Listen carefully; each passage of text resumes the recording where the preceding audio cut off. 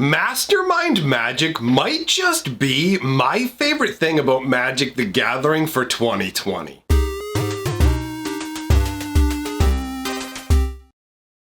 Greetings, owners of fine luxury cardboard rectangles. I wasn't actually intending on making another video today because I already did release the dog secret lair video, and if you haven't checked that out, go and check it out. That secret lair is so much fun. Shelby the little mirror smashing pug dog is like the best thing ever, all right? So go check that out if you haven't already. But regardless, I wasn't planning on making a video, but we've got a limited time mastermind event situation going on, and I wanted to weigh in on how much fun mastermind is. Honestly, it's very much similar to the cube experience that I have. If you've watched my cube video, you know what I'm talking about. Now let me go over the details of what mastermind is, and then I'll try and elaborate on why it's such an amazing format, because it may not be for everybody, but it's so good. Okay, so first of all, mastermind is a format that technically you can totally play with paper Magic, and the thing is when it comes to these formats, people will have all kinds of different names for these things, where they hear you're playing and they'll be like, you're playing Stack 7 or some other weird name, right? But that doesn't necessarily correlate to the rules, you know, specifically, because there's all these different house rules. So Mastermind is a format specifically created for Magic Arena. And what this means is, if you want to try the format out, you can literally just set up an Arena account and play it. This is an event that they don't charge anything to play in, so you can jump on board even if you've never played Arena and give it a go. What happens is you're going to be given a 200 card, 5-color deck with no lands. Now, at first glance, you're gonna go, wait, this sounds stupid. Like, what's the deal behind it? Well, here's how it works.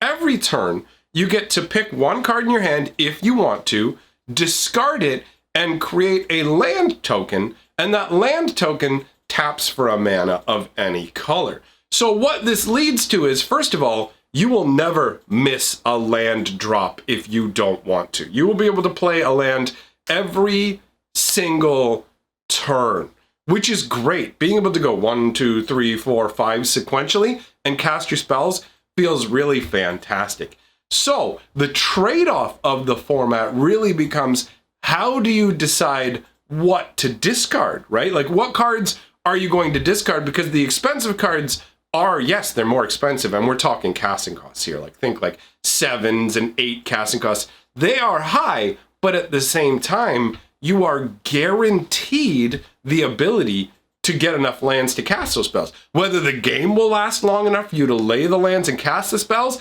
that's where it comes in. So in your starting hand, you will have a range of different color of cards, and you will have a range of casting costs as well.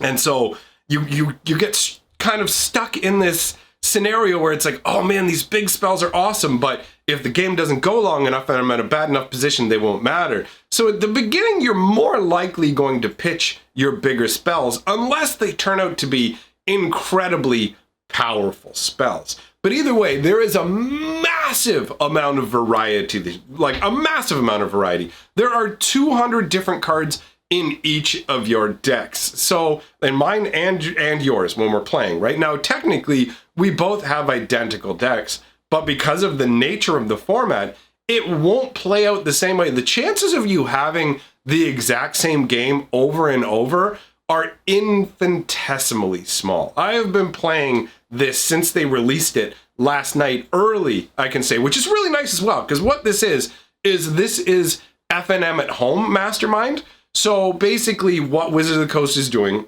is they're having FNM events on Arena, and they decided this weekend's would be Mastermind, but instead of making us wait until Friday at like noon, I don't know exactly the time frame they do it on, like, because I don't know based on their time zone, but usually I would go to bed Thursday night, get up Friday, and FNM's events would be ready. However, last night I noticed they had actually started the event early. So you had like almost a full 40 hours to play in the event. Now you've got all the rest of today, right? There's still like a full more than 12 hours to get in on this and play it. So if this sounds interesting, you will definitely want to get in on it. And it really does feel very similar to my cube, because my cube is just unique cards. There's one of each. Like with this 200 card deck, it's 200 different cards. So with the cube, every single card is different. And the cube works slightly differently, where each turn you can choose a land, you can choose a card in your hand,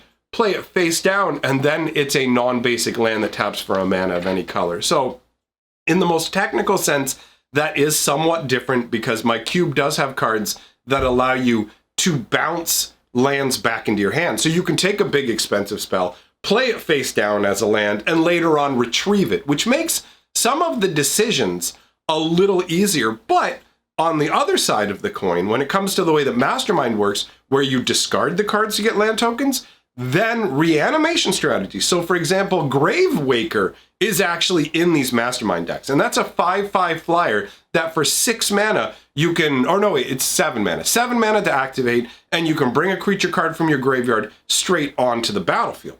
So there are ways to turn the downside into an advantage as well.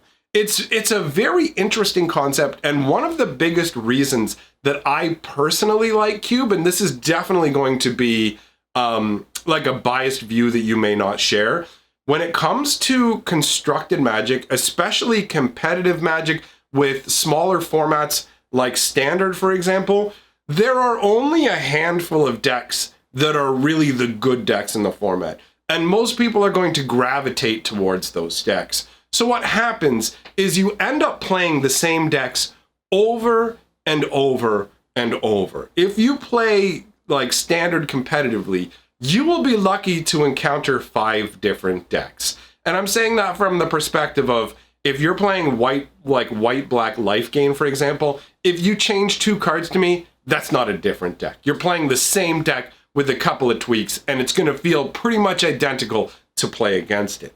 So I found that the longer I was involved with Magic, the less I enjoyed just playing the same things over and over. I like experiences that feel a little more unique. I also like the feeling that you have outs. And by that I mean that no matter what, there are top decks that can save you and keep you in the game. That's how my cube operates, because it has such big swingy cards. You can literally have the most overwhelming position and think there is no way that you can lose, and one top deck can end it all. Now that doesn't happen frequently. If you have it happen all the time, then the format feels like completely swingy. You want it to feel like it rewards you for your gameplay. You want to feel like your decisions matter. You don't want it to feel like a coin flip, but a game that can go either way feels a lot more engaging. I've found with Standard that how it feels to me is most games feel like they're decided by about turn 3. Somebody on turn 3 will usually establish at least the beginnings of a board position that will lock the other player to the game by like turn 5. Like that is genuinely what it currently feels like to me to play Magic in Standard. And that's what you would expect from older formats that have more powerful cards. So MasterMind removes all that. You don't have to worry about the fact that the game is like locked in on the 3rd turn. Can you get railroaded? Of course you can. Of course things can go poorly for you, and you can end up on the wrong side of the beatdown express. There's no question about that. But with 200 different cards, like think about this for a second. If you actually go and look at a Standard deck that's being played right now, I'm going to give an example that actually tries to have more variety in it. Let's say you've got your 60 card deck. You're running 24 lands in it, right? That means you have 36 other slots in your deck. If you're not playing 4-ofs, which most people do, so that actually ends up with like 9 different cards in the deck. Let's say you're just playing 2-ofs, right?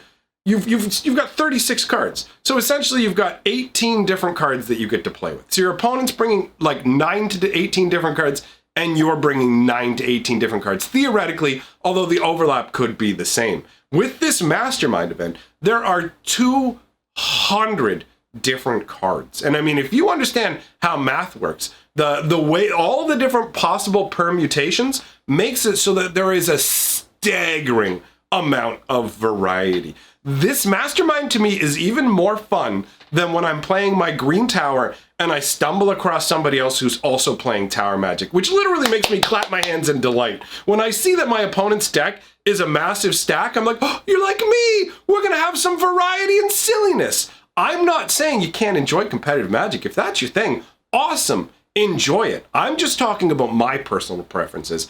I think that Cube is the ultimate level of Magic play, right? Not Draft Cube, Cube the way I play it. And I do have a Cube video on the channel. If you want to check it out and learn more about that, I invite you to do so. But overall, for me, this is like the closest to Cube experience that I've ever seen on Arena. And I genuinely wish that they made this into an event that was available the whole time. Like if they did the same thing with Mastermind that they did with like the Brawlers Guild Hall or whatever, where you pay 10,000 gold and you can play Mastermind for a month, and each month they change up the cards that are in the Mastermind decks, because they're not just stuck to standard cards, right? They can put anything in across the entirety of Arena. I would genuinely spend gems or gold to get to play in an ongoing Mastermind event where anytime I wanted to log in and play, I could play with that insanity, because it's just so enjoyable and so engaging. Now, if you're somebody who really values highly competitive play and tuning your deck to the meta, this is probably going to be a miss for you. But for the majority of players, I imagine it's going to be a fantastic experience. And it's so good